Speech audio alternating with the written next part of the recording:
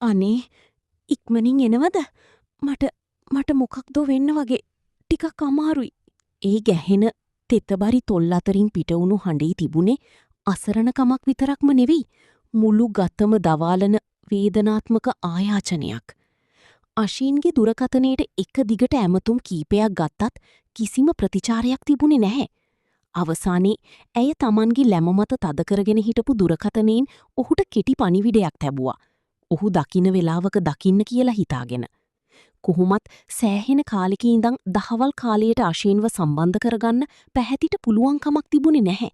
එක්කෝ ඔහුගේ දුරකථනයේ ක්‍රියාවිරහිතයි නැත්තං ඒ හැම ඇමතුමක්ම මඟහැරී ගිය ඇමතුම් විතරක්ම වුණා. අශීන් ආමන්ත පතිරණ සහ පැහැති මන්දාරා විජේතුංග. අවුරුදු 10ක දිගු ආවේගශීලී ආදර වෘත්තාන්තයක් ජයගනිමින් මීට අවුරුදු වසර 4කට කලින් ඔවුන් විවාහ වුණේ දෙපාර්ශවයේම නෑදෑයන්ගේ මැද. ඒත් විවාහ වෙලා අවුරුද්දක් ගත වෙද්දිත් අශීන්ගේ එකම බලාපොරොත්තුව ඉටු වුණේ නැහැ. ඒ ගැන ඔහු හිටියේ දැඩි කලකිරීමකින්. ඔවුන්ගේ ආදරණීය උණුසුම් කැදැල්ල රළු විදියට දෙදරලා යන්න ඒක එකම හේතුවක් වුණා. ඒ අශීන්ගේ තාත්තා කෙනෙක් වීමේ හීනය. විවාහයට පෙර ඉඳලම ඔහු නිතරම කතා කළේ ඊ ගැන විතරමයි. ඔන්න සුදු නෝනා මැරි කරපු ගමන්ම මට පැටියෙක් හදලා ඕනේ. එදා ඇගේ නිරුවත් හිස් කුස මත Tamanගේ රළු දෑත් තබා ඊ මත හිස තියාගෙන අශින් Tamanගේ බලාපොරොත්තුව කියද්දි පැහැති නිහඬව කාමුක දෑසින් බලාගෙන හිටියේ පැටියෙකුට අකමැත්තෙන් නෙවෙයි. Tamanගේ බලාපොරොත්තු ඉටු කර ගැනීම ඇය කාලයට බාර දීලා තිබුණ නිසා. ෂීන් ඔයා එනකල් බලාගෙන ඉඳලා ඩොක්ටර්ගේ ක්ලිනික් එකට මම තනියම ගියා. රෑ බෝ වෙලා මත්පැන් සුවඳත් එක්ක තරමක් විරිමතින් ගිටගොඩ වුණු අශීන්ගේ පපුවට වාරු වෙන්න හදපු පැහැති ඊ වචන ටික කිව්වේ හිතේ තිබුණු වේදනාවත් එක්කමයි. ඒත් අශීන්ගෙන් ලැබුණි බලාපොරොත්තුව වුණු ආදරණීය වැළඳ ගැනීම නෙවී. රත් පැහැයින් දිලිසෙන කාමුක වගේම රෞද්‍ර දෑස්වලින් ඇය දෙස බලපු අශීන් ඇගේ සිනිඳු උරහිස් දෙකින් තද කරලා අල්ලාගෙන රළු වදන්වලින් දමල ගැහුවා. රට වටේම ඉන්න ඩොක්ටර්ස්ලට මම මහන්සි වෙලා හම්බ කරන සල්ලි පූජා කළා කියලා. අනේ තමුසේ හදන ළමයි. ඔය වැඩකට නැති ගමන්වලට මට කතා කරන්න එපා කියලා මම තමුසෙට කියලා තියෙනවානේ. නිකන් රට්ටු හිනස්සන්න නැතුව ගෙදරට වෙලා ඉඳපන්. ඒ වචන ඊයම් බුරු වගේ ඇගේ හදවත පසාරු කරගෙන කිඳා බැස්සා. හැමදාකම වගේ අදත් ඔහුගේ බලාපොරොත්තු ඉටු නොකිරීම නිසා Tamanට ලැබුණු දඬුවමක් කියලා හිතලා ඈ ඒ රළු පිරිමි ස්පර්ශයන් සහ රැවුම් ගෙරවුම් හැම දේම නිහඬව දරාගත්තා. පැහැතිගේ දහවල් කාලයේ ගෙවිලා ගියේ මහා තනි නොතනියකින්. සිනිදු රාත්‍රී ඇඳුම පිටින්ම මිදුලේ මල් පැලවලට සාත්තු කරමින් හිටපු ඇය නිවසේ දුරකථනයේ නාද වෙන හඬ ඇහිලා කලබලයෙන් ගෙට දිව්වා. ඇගේ හදවත වේගයෙන් ගැහෙන්න ගත්තා. හෙලෝ හෙලෝ මේ අශීන් මහත්තයාගේ නෝනද කතා කරන්නේ. එහා පැත්තේ නැසුනී නන්නා දුනන අමුතු කාන්තාවකගේ හඬක්. ඔව් කවුද මේ? මම කවුද කියලා හොයනවාට වඩා නෝනාගේ ලස්සන මහත්තයා මේ වෙලාවේ කාගේ ඇඳක් උඩද ඉන්නේ කියලා බලනවා නම් නරකද? පැහැතිගේ මුළු සිරුරම හිරි වැටිලා ගියා. මොකක්ද තමුණුයි කියන්නේ? කියන්නේ මේකයි මැඩම්. මැඩම් මෙහි අශීන් මහත්තයා ගැන හීන දකිමින් ඉන්නවා. අර හී මහත්තයා වෙන වෙන නෝනලාගේ පහස ලබමින් නැලවෙනවා. නැහැ. මගේ අශීන් එහෙම කෙනෙක් නෙවී. තමුන්ට වැරදිලා. පැහැතිගේ ලැම ප්‍රදේශීය වේගයෙන් උස් පහත් වෙන්න ගත්තා. මට නම් වැරදිලා නැහැ මැඩම්. හැබැයි මැඩම්ගේ මහත්තයා යන්නේ ඉන තැන් හොර රහසේ කරන කියන දේවල් ගැන හොයලා බැලුවේ නැත්තම් මැඩම්ට තමයි වැඩ වරදින්නේ. තවත් කිසිම දෙයක් කතා කරන්න ඉඩ නොතබාම එහා පැත්තේ නැමතුම විසන්දි වුණා. පැහැතිගේ සිනිදු දෑත්වලින් දුරකථනය ගිලිහී බිමට වැටුණා. රිසීවරය අතින් ගිලිහී යද්දී පැහැති අසල තිබූ පුටුව මතට ඇද වැටුණි සිහියක් නැතිව වගේ.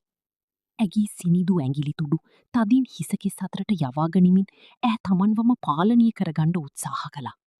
හිස දෙපසින් ඇදී ගිය දැවන වේදනාව යා කෙරෙන පපුව මැදටම කිඳා බසිද්දී ඈ දෝතින්ම Tamanගේ ලැම තිරපාගත්ති කඳුළු වැල් දෑසින් රූරා වැටිද්දී. කාර්යාලයේ විනත් කාන්තාවකගේ සිරුරක සුවඳ අශීන් සොයා යන බවට මීට පෙරත් නිර්මාණික ඇමතුම් ආවා. ඒ හැම වෙලාවකම පැහැති ඒ දේවල් මගහැරී අශීන් කෙරෙහි ඇගේ හිතේ තිබුණු අපිරිමිත ආදරය නිසයි. ඒත් රැයක් දවාලක් නැතිව අශීන් Tamanව පාවාදින බව කියමින් ඉන්න මේ ඇමතුම් දැන් නැගී මුළු සිරුරම දවන්නට පටන් අරන්. අශයෙන් රැකියාවට ගිය තවත් එක් උදෑසනක සුපුරුදු රහස්‍ය ඇමතුම ඇයට ලැබුණා. "මැඩම්, ඔන්න අදත් ඔයාගේ ලස්සන මහත්තයා වැවරවුමේ ගෙස්ට් හවුස් එකේ ඉන්නවා. වෙන ගෑණියෙක් එක්ක. මේ chance එකත් මිස් කරගත්තොත් මම නං ආයි කියන්නේ නෑ." හිතට නැගුණු කෂණික ආවේගයට තමන් හැඳ සිටි සිනිදු රාත්‍රී ඇඳුමට උඩින් රහසින්ම සලුවක් පොරවාගත් පැහැති කුලී රථයකට ගොඩ වුණා. ගමනාන්තයට ළඟා වෙද්දී බිය සහ නොදන්නා හැඟීමක් නිසා ඇගේ නිරුවත් දෙපා වෙවුලන්නට වුණා. කුලී රථයෙන් බැසගත් ඈ කඳුමුදුනක රහසිගතව ඉදිවූයේ නිවාඩු නිකේතනයේ පිවිසුමින් ඇතුළු වුණේ ගැහෙන පපුව අපහසුවෙන් වාරු කරගනිමින්.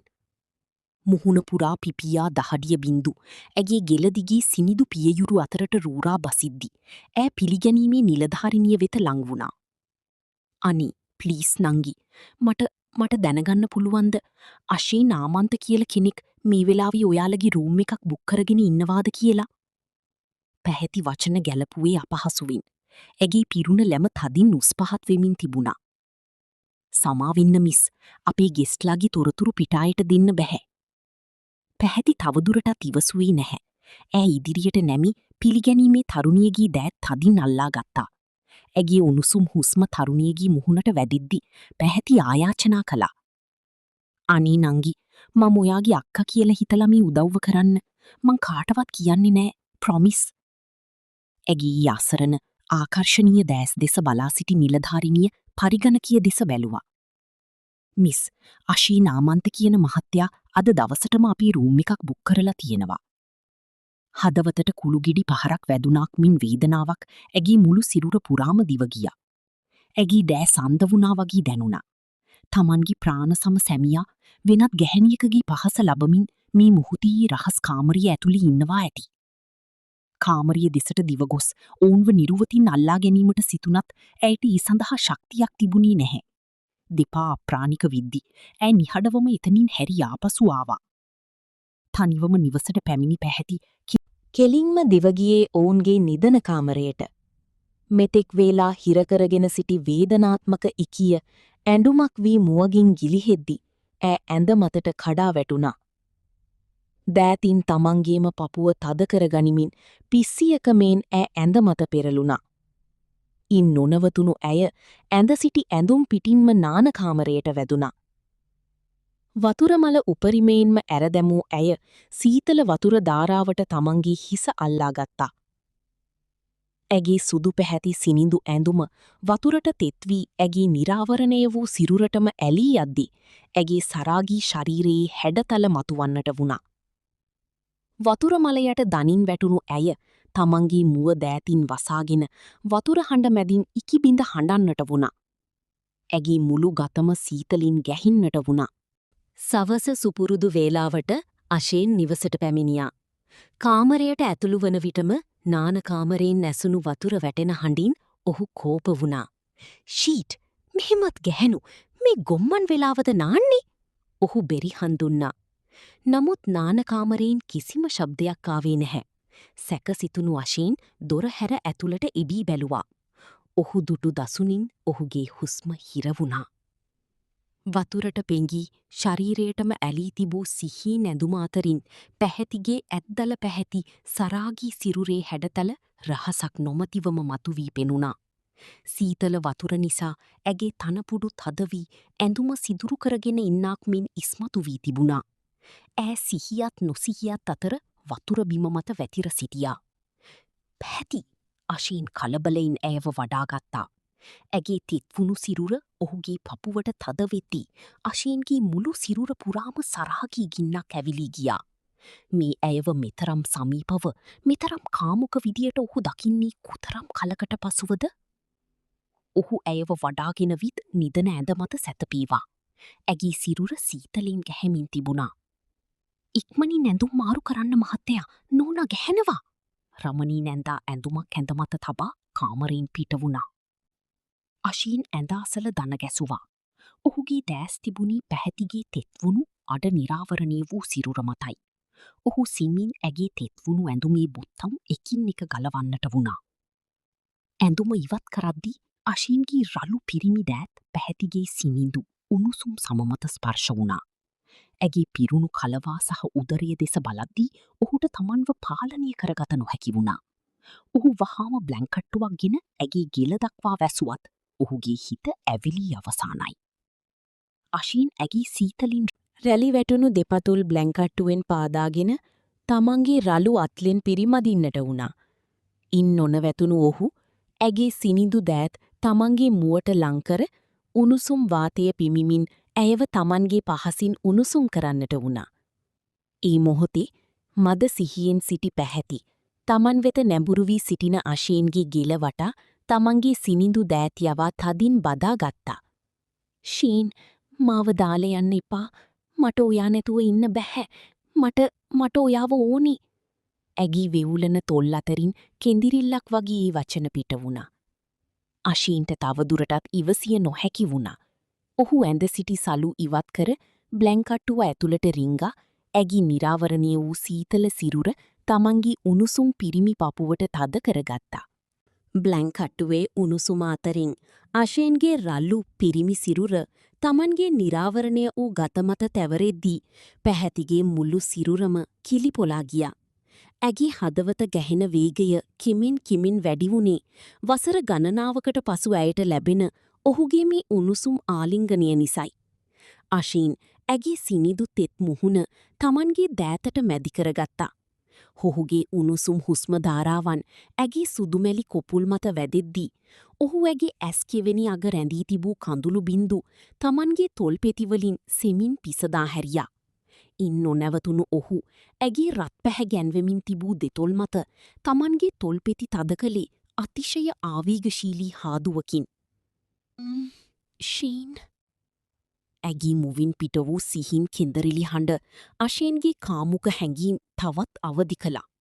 ඔහුගේ රළු දෑත් බ්ලැංකට්ටුව ඇතුළින් ඇගේ සිනිදු ඉනවටා යමින් පිටකොන්ද දිගේ ඉහළටත් පහළටත් රිත්මයානුකූලව ඇදී ගියා. වතුරෙන් තෙත්වී තිබූ ඇගේ සිරුරී සිනිදු බව ඔහුගේ ස්පර්ශයන් තවත් තීව්‍ර කළා. අශීන් ඇගේ සිරුර තමන්ට තවත් ලංකරගත්තා. ඔහුගේ පිරිමි පපුවේ රෝමකූප ඇගේ පිරුණු ලැම මත තැවරෙද්දී පැහැතිගේ සිරුරී තිබූ සීතල ගතිය සහමුලින්ම නැතිවී ඒ වෙනුවට මුළු ගතම දවන උණුසුමක් මුසු වුණා.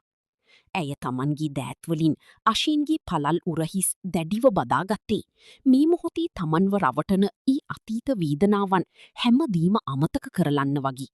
ඔහුගේ හාදු ඇගේ තොල්පෙතිවලින් මිදී සෙමින් ඇගේ ගෙලදිගේ පහලට ඇදී ගියා.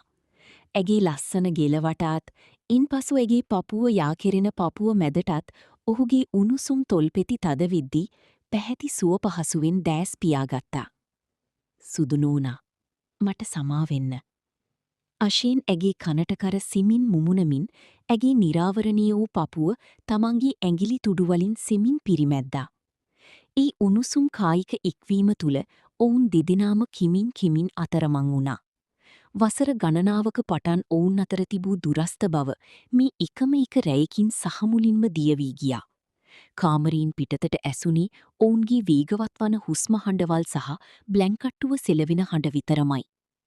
කෝපිකෝපයත් අරන් කාමරයේ දෙසට ආපු රමණී නැන්දා දොර අඩවන් කර තිබූ කාමරයෙන් ඇසුණු ඊ ආදරණීය සරාගී කිඳිරිලි හඬවල් නිසා සිනහවකින් යුතුව නැවතත් පහළමාලයට බැසගී ඔවුන්ගේ නිදහසට බාධා නොකරන්න හිතාගෙනයි. පසුදා උදෑසන හිරුරැස් කාමරය පුරා වැටෙද්දී පැහැති මුලින්ම දාස් හැරියා.